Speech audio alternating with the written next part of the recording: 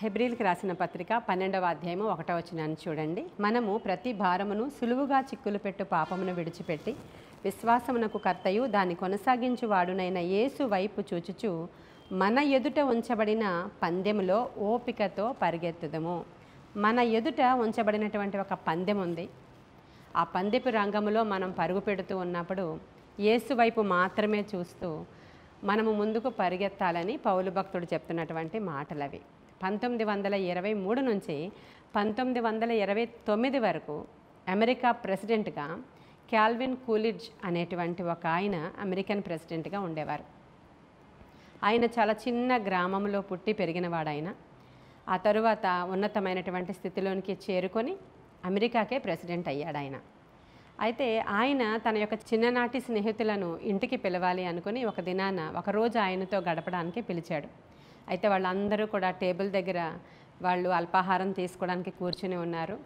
First ఏం చేయాలి, ఎలా తినాలి, ఏ కప్పు పట్టుకోవాలి, ఏ విధంగా యూస్ చేయాలి, ఇక్కడ ఏ విధంగా కాఫీ తాగడానికి ఎలాంటి అక్కడ అంటే షుగర్ దేంట్లో పెట్టారు, మిల్క్ దేంట్లో పెట్టారు, తర్వాత కాఫీ పౌడర్ ఎలా మిక్స్ చేసుకోవాలి, తర్వాత దేని తర్వాత ఏది చేయాలి వాళ్ళకి అర్థం కావట్లేదు. అక్కడ ఉన్నటువంటి వెజల్స్ చూస్తున్నప్పుడు, గిన్నెలు పాత్రలు లాంటివి చూస్తున్నప్పుడు అప్పుడు వాళ్ళందరూ అనుకున్నారు, ఫస్ట్ మనము ఏం చేయాలో మనకు తెలియట్లేదు కాబట్టి మనము ఈ యొక్క కాల్విన్ని చూద్దాం. ఈయన ఏం చేస్తారో ఫస్ట్ మనం అలా అవి తీసుకుని అలా చేద్దాం.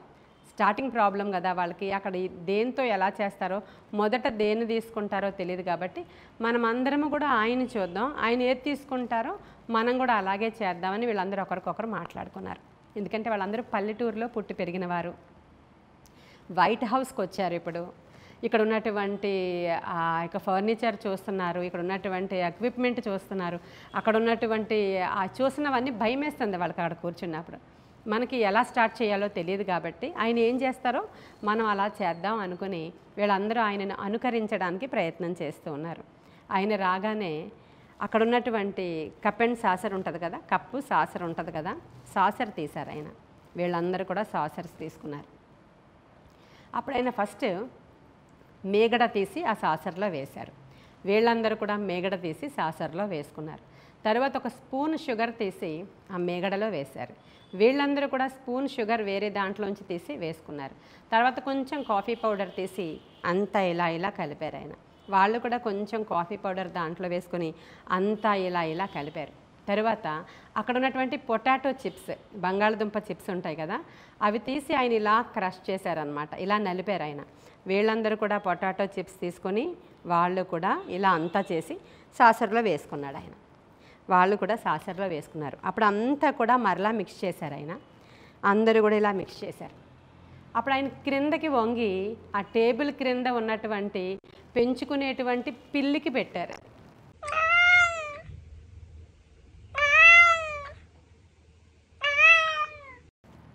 నవ్వొచ్చిందా మీకు కూడా?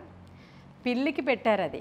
ఆయన తీసుకున్న సాసర్, ఆయన తీసుకున్నటువంటి మేగడ, ఆయన తీసుకున్నటువంటి షుగరు, ఆయన తీసుకున్నటువంటి మిల్క్ అవన్నీ కూడా దాంట్లో వేసి పిల్లికి పెట్టారనమాట. ఫస్ట్ వాళ్ళ ఇంట్లో పెంచుకునేటువంటి క్యాట్కి పెట్టారు.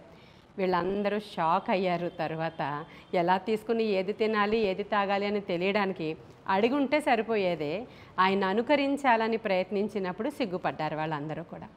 ఇది నిజంగా జరిగినటువంటి ఒక సందర్భమే అయినప్పటికీ మనం దీని నుంచి ఏమి నేర్చుకుంటున్నాం?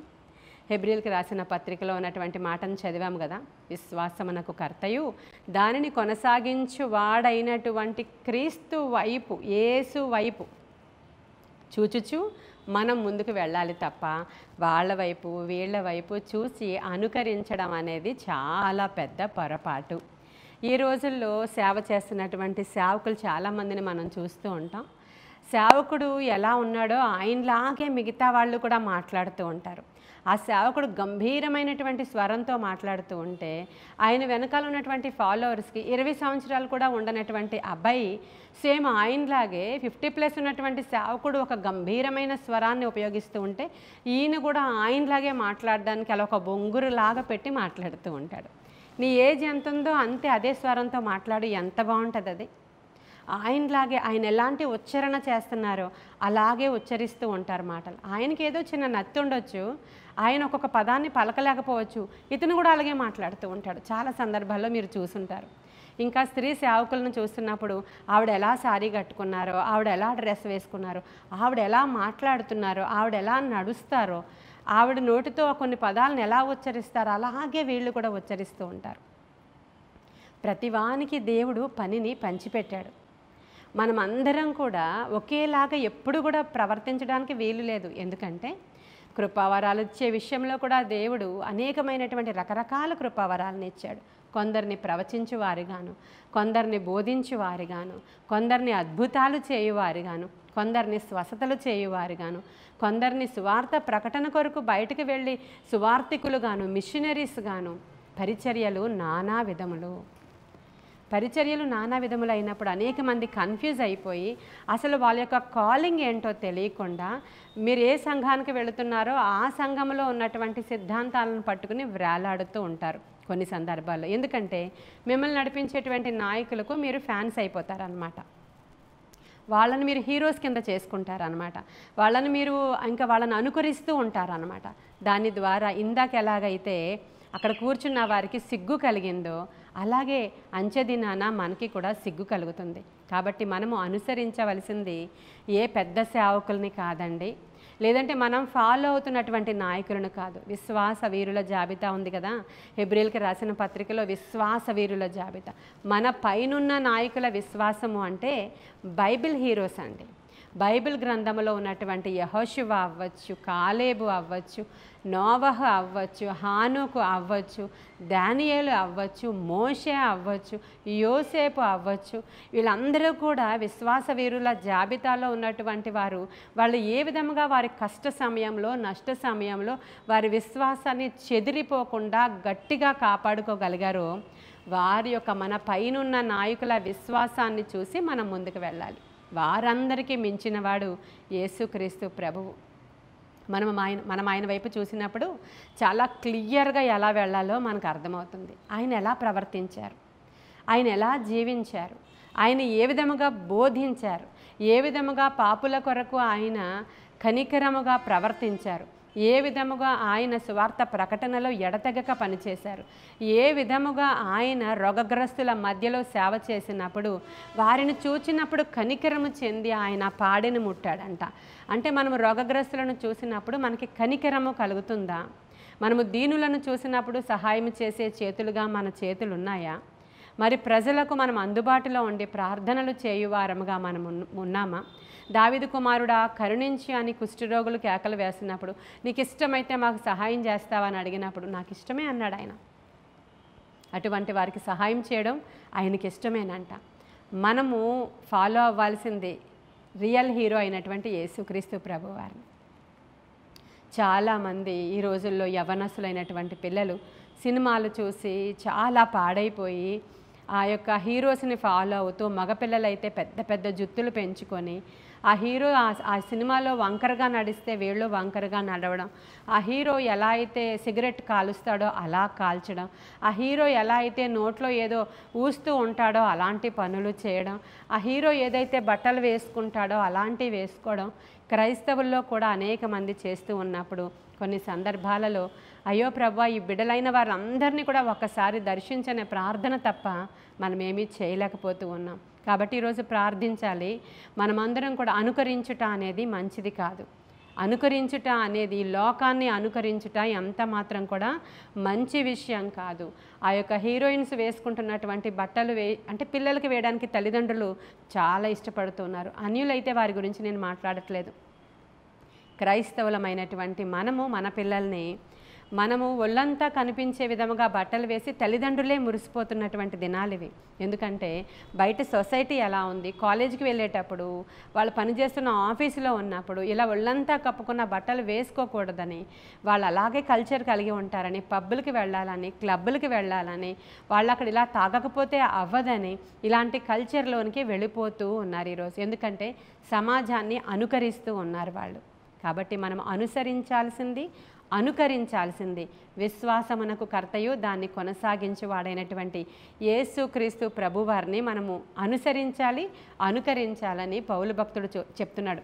అంటే యేసు వైపు చూచుచు ఆయన చాలా గొప్పవాడయ్యుండి సింహాసనము కలిగి బంగారు వీధులు కలిగినటువంటి ఆ యొక్క పట్టణాన్ని విడిచిపెట్టి దేవుని కుమారుడు అయ్యుండి ఆయన తనను తాను తగ్గించుకొని మనుష్య కుమారుడుగా ఈ లోకములోనికి వచ్చినటువంటి మహా అద్భుతమైనటువంటి దినమే క్రిస్మస్ పండుగగా మనం అందరము సెలబ్రేట్ చేసుకుంటూ ఉంటాం. ఆ రోజు ఏం చేయాలి మనం అందరం? ఆ రోజు ఏం చేయాలంటే డాన్స్ చేయాలి, ఆ రోజు ఏం చేయాలంటే డెకరేషన్ చేయాలి, ఆ రోజు ఏం చేయాలంటే మన క్రొత్త బట్టలు అందరికీ చూపించాలి, ఆ రోజు ఏం చేయాలంటే వీధులు తిరుగుతూ ఏసు పుట్టాడని కేకలు వేయాలి. అది కాదు కదా అనుకరించడం అంటే. ఆయన కరుణగల దేవుడు, జాలిగల దేవుడు, దయగల దేవుడు. ఆయన దేవుని కుమారుడు అయ్యుండి కూడా తనను తాను తగ్గించుకొని ఎవరి కొరకు వచ్చాడంటే దీనుల కొరకు వచ్చాడు, దిక్కులేని వారి కొరకు వచ్చాడు. ఆయన పరమ వైద్యుడుగా ఈ లోకంలో పాడైపోయిన వారిని రక్షించడానికి వచ్చాడు. కాబట్టి అటువంటి గొప్ప దేవుణ్ణి ప్రకటించడానికి బైబిల్ ఏం చెప్తుంది, మనం ఎలా ప్రకటించాలి, ఎలా సువార్త ప్రకటించాలి, ఎలా దిక్కులేని వారిని మనం ఆదుకోవాలి అంటే ఇవన్నీ కూడా మేము చేసేస్తున్నామండి. వాటితో పాటు లోకాన్ని కూడా మేము అనుసరిస్తూ డాన్సులు చేస్తున్నామండి, ఆటలు ఆడుతున్నామండి, విపరీతమైన ఎంటర్టైన్మెంట్ అండి, విపరీతమైన నవ్వులండి, పెద్దవాళ్ళు, స్త్రీలు, ఆడవాళ్ళు కూడా చీరలు కట్టుకుని డాన్సులు వేయడం ఇవన్నీ కూడా అసలు మనము ఎంకరేజ్ చేయదగినవి కావండి.